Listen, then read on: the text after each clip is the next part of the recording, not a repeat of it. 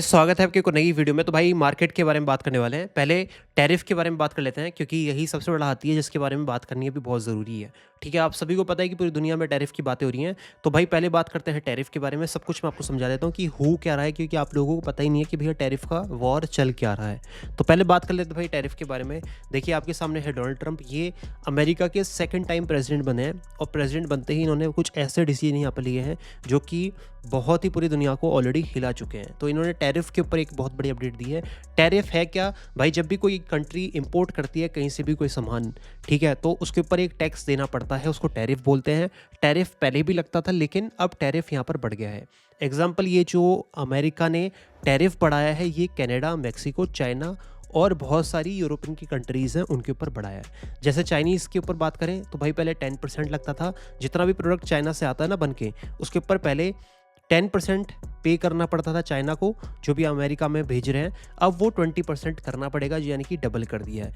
25% कर दिया है मैक्सिको और कैनेडियन गुड्स के लिए। तो बहुत मुश्किल हो गई है पूरी दुनिया के लिए। और इसके बदले में क्या हो रहा है? इसके बदले में भाई जो जिन कंट्रीज़ के ऊपर टैरिफ लगाया गया है ना, उन कंट्रीज़ ने भी अमेरिका के ऊपर जो टैरिफ है वो बढ़ा दिया है।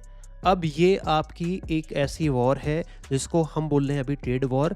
इसकी वजह से दिक्कत क्या होगी? इसकी वजह से एक्सपेक्टेशन ये है कि अमेरिका की जो इकोनॉमी है उसके अंदर लगभग 0.4% की जो जीडीपी है उनका डाउनफॉल आएगा। साथ ही साथ अमेरिका के अंदर इन्फ्लेशन बढ़ेगी और जो जॉब्स हैं लगभग 3,09,000 के करीब जॉब्स अमेरिका में जा सकती हैं लोगों की। अब इम्पैक्ट मैं आपको बताऊं मार्केट के ऊपर क्या पड़ रहा है इससे। भाई मार्केट के ऊपर इम्पैक्ट ये पड़ रहा है कि जो लोग हैं ना वो ज़्यादा जो अपना पैसा है वो चीज़ों को ख़रीदने में लगाएंगे जो कि उनकी डेली यूज़ की हैं, और डेली यूज़ की जो चीज़ें हैं वो यहाँ पर बढ़ जाएंगी क्योंकि यहाँ पर कॉस्ट ऑफ प्रोडक्शन एक कंपनी का बढ़ जाएगा। तो भाई जो कंज्यूमर थिंग्स हैं, जो कंज्यूमर गुड्स हैं, वो डेफिनेटली यहाँ पर उनके प्राइस जो हैं वो इन्फ्लेट होने वाले हैं, बढ़ने वाले हैं। तो इसकी वजह से काफ़ी जो लोग हैं वो ये मानते हैं कि भाई ये अमेरिकन्स के लिए एक बेकार डिसीजन है। अमेरिका की जो प्रेसिडेंट है वो ये चाहते हैं कि हर चीज़ डोमेस्टिक हो जाए, है ना, लेकिन जो ये फटाफट एक्शन लिए जा रहे हैं ना, इसकी वजह से स्टॉक मार्केट भी फॉल कर रही है और साथ ही साथ यहाँ पर क्रिप्टो मार्केट के ऊपर भी इम्पैक्ट देखने के लिए मिल रहा है। आप ये मान लो, ये कहते हैं कि भाई अगर अमेरिका को छींक आए ना तो पूरी दुनिया को जुकाम लग जाता है। और कुछ एग्जाम्पल मैं आपको इसके दूँ तो जैसे अमेरिका की एक ब्रांड है टेस्ला, फोर्ड, इनके जो बहुत सारे पार्ट्स हैं वो बाहर से इम्पोर्ट होते हैं। अब बाहर से इम्पोर्ट होंगे तो भाई उन पे ज़्यादा पैसा देना पड़ेगा, है ना, इन कंपनीज़ को, तो भाई इनके भी रेट वहाँ पर बढ़ जाएंगे। ठीक है, समझ गए। अब नेक्स्ट अपडेट की तरफ बढ़ते हैं। यहाँ पर नेक्स्ट अपडेट है आपकी माइकल सेलर की।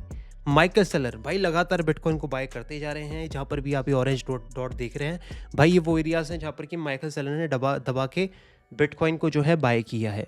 अब कुछ आंकड़ा मैं आपके सामने रखना चाहता हूँ। जैसे ये मार्केट यहाँ पर फॉल करी है पिछले महीने, मार्च का महीना आप सभी को पता है कि बहुत बेकार रहा है, लेकिन माइकल सेलर ने लगभग $584 मिलियन के जो बिटकॉइन है वो बाय की है मार्च के अंदर। ठीक है, माइकल सेलर का मानना ये है कि भाई डिजिटल गोल्ड है बिटकॉइन, ये हेज करते हैं अगेंस्ट इन्फ्लेशन बिटकॉइन को। साथ ही साथ इनका टारगेट ये है कि 2.4% जो टोटल सप्लाई है बिटकॉइन की, ये अपने कब्जे में करना चाहते हैं, चाहे अपने पर्सनल वॉलेट में या इनकी जो कंपनी है माइकल सेलर की जो कंपनी है माइक्रो स्ट्रेटेजी, उसके अंडर ये करना चाहते हैं। तो आप ये देखो भाई, अगर 5% यहाँ पर अमेरिका करना चाहता है बाय, 2.4% यहाँ पर बाय करना चाहता है आपका माइकल सेलर, तो भाई कितना सप्लाई जो है बिटकॉइन की यही वेल्स ले जाएंगे, आप सोच नहीं सकते। तो आने वाले टाइम में बिटकॉइन जिसके पास होगा भाई वो इन कंपनीज़ के सामने खड़ा होगा, क्योंकि इनके पास भी वही प्रोडक्ट है और आपके पास भी वही प्रोडक्ट होने वाला है। ठीक, अब थोड़ा सा माइकल सेलर के बारे में और बातें करें तो इनका जो पर्सनल वॉलेट है उसमें 17,732 बिटकॉइन पड़े हुए हैं। ठीक है, और जो इनकी कंपनी का वॉलेट है, कंपनी का वॉलेट यानी कि माइक्रो स्ट्रेटेजी, उसके पास 5,06,000 बिटकॉइन यहाँ पर पड़े हुए हैं, जो कि खुद में एक बहुत बड़ा आंकड़ा यहाँ पर हो जाता है। ठीक है, और जब से इन्होंने बिटकॉइन को बाय करना स्टार्ट किया है तब से इन्होंने एक भी बिटकॉइन को यहाँ पर बेचा नहीं है। भाई नेक्स्ट अपडेट की तरफ यहाँ पर बात करते हैं। तो अभी जहाँ पर बिटकॉइन का प्राइस है अभी है 82,000 के करीब। आपको मैं बता दूं कि 90,000 के करीब $9 बिलियन की जो लिक्विडिटी है वो पड़ी हुई है। ये आप देख सकते हैं, यहाँ पर लिक्विडिटी है इधर की साइड ज़्यादा। तो भाई ये जो बड़ी बड़ी है ना ये चीज़ें, ये लिक्विडिटी है, यानी कि यहाँ पर बहुत सारे लोगों को, जिन लोगों ने यहाँ से बिटकॉइन को शॉर्ट किया हुआ है, उन लोगों के स्टॉप लॉस इधर की साइड रखे हुए हैं। तो इन स्टॉप लॉस को खाने अगर बिटकॉइन आता है 90 के करीब तो घबराना मत बिल्कुल भी, क्योंकि आपके भाई ने आपको पहले ही बता दिया था। जिनकी शॉर्ट ट्रेड है भाई वो मैनेज कर लेना, क्योंकि यहाँ पर एक बार विक मार सकता है बिटकॉइन ऊपर की तरफ या जा सकता है बिटकॉइन ऊपर की तरफ, तो आपकी पोजीशन यहाँ पर हो सकती है लिक्विडेट। कोई भी इसको देखकर लॉन्ग पोजीशन तो ना बनाए, लेकिन आपको मार्केट की डायरेक्शन तो फॉर श्योर पता लगी गई। ठीक है, नेक्स्ट अपडेट की यहाँ पर बात कर लेते हैं भाई। नेक्स्ट अपडेट बहुत यूनिक है। ये है अपडेट की जो इन्फ्लो है ना, जो आपका वेल्स का जो इन्फ्लो है, यानी कि जब मार्केट क्रैश करती है तो कितने वेल्स बाय कर रहे हैं भाई, इसका जो इन्फ्लो है वो ऐसा कभी नहीं देखा गया। इतना ज़्यादा जो बाइंग है वेल्स की कभी नहीं देखी गई जितनी कि आज देखी गई है। आप ही देख सकते हो ये कब तक का डेटा है, ये मैं आपके सामने जुलाई 2022 तक का डेटा खोल रहा हूँ भाई। वहाँ से लेके ये जो नीचे आपको दिख रही है ना पर्पल लाइन, या आप इसको कुछ भी लाइन कह लो, ठीक है, ये लाइन जब बढ़ती है तो इसका मतलब क्या होता है कि वेल्स बाय कर रहे हैं बिटकॉइन को और ऊपर प्राइस है। तो यहाँ पर आप देखो सबसे पीक पर हैं ये लाइंस, है ना। इसका मतलब क्या है कि सबसे ज़्यादा वेल्स अभी इस टाइम पर बिटकॉइन को बाय कर रहे हैं। तो भाई आपको यहाँ पर अपनी निगाह डेफिनेटली बना के रखनी है। उसके अलावा बात करते हैं यहाँ पर बिटकॉइन के बारे में। तो भाई बिटकॉइन का मैंने आपको एकदम क्लियर बताया हुआ है कि मेरा सपोर्ट एरिया है ये, ठीक है। इस सपोर्ट एरिया को मैंने आपको कल बता दिया था। वैसे बड़े टाइम फ्रेम पे मैंने आपको एक पैटर्न बताया हुआ है जो कि एक राइजिंग वेज है, ये वाला पैटर्न। ये ब्रेकडाउन हो गया है। ब्रेकडाउन होने के बाद अभी मेरे वाले सपोर्ट पे बिटकॉइन बैठा हुआ है जो कि अपना ये वाला एरिया है 81,500 के करीब। अगर ये टूटता है तो भाई फिर बिटकॉइन नीचे जाएगा, लेकिन अगर यहाँ पर बिटकॉइन होल्ड करता है इस एरिया को, ठीक है, अगर इस एरिया को होल्ड करता है तो यहाँ से पॉसिबिलिटी है रिकवरी की। डेफिनेटली इस एरिया से बिटकॉइन रिकवर कर सकता है, लेकिन अगर यहाँ पर होल्ड करता है। अभी मैं आपके लिए एक और चीज़ बना देता हूँ।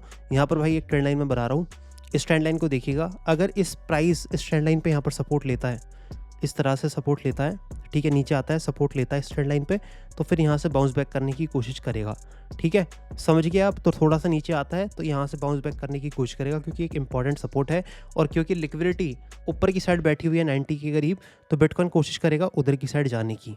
तो ये पॉसिबिलिटी है सिर्फ, ठीक है। लेकिन किसी भी कंडीशन में अगर हमने इस एरिया से नीचे क्लोज कर दिया 81,400 81,500 से नीचे क्लोज कर दिया, तो भाई फिर समझ लेना कि हम दोबारा से 70 की लाइन में आएंगे। और 70 की लाइन में इस बार आए तो पहला ये सपोर्ट होगा और बढ़िया सपोर्ट होगा ये वाला 72 के करीब। ठीक है, फिलहाल आप ये जानो कि मेरा वाला जो सपोर्ट है ना, उसी सपोर्ट प्राइस आया है। और छोटे टाइम फ्रेम पे मैंने आपको एक और चीज़ बना के देती है, वो है ट्रेंड लाइन।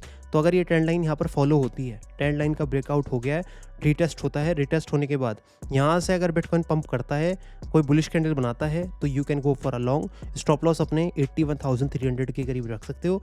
और यहाँ से अगर लॉन्ग जाते हो आप मेरे भाई, तो फिर आपको टारगेट ऊपर की साइड के मिलेंगे। लेकिन पहले यहाँ पर बिटकॉइन को नीचे आने दो। इस ट्रेंड लाइन को आप अपने चार्ट पे बना लो।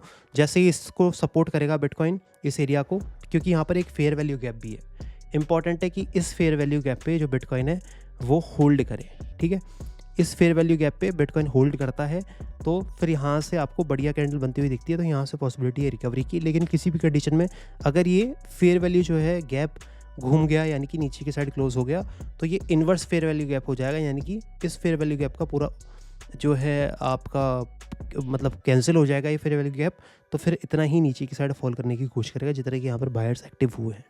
ठीक है, समझ गए भाई। ट्रेंड लाइन लगा दी आपके लिए, दैट देख लेना अब। Thank you so much, be safe. और ऑलरेडी बता दिया है कि भाई ये एक बड़ा पैटर्न है जो कि मेरे हिसाब से है, मार्केट इसको फॉलो कर रही है। फॉलो करती है तो यहाँ से बाउंस बैक आता अच्छी बात है, अगर नहीं आता तो ये पैटर्न पूरा हमारा वैसे भी फॉलो हो ही रहा है मार्केट में।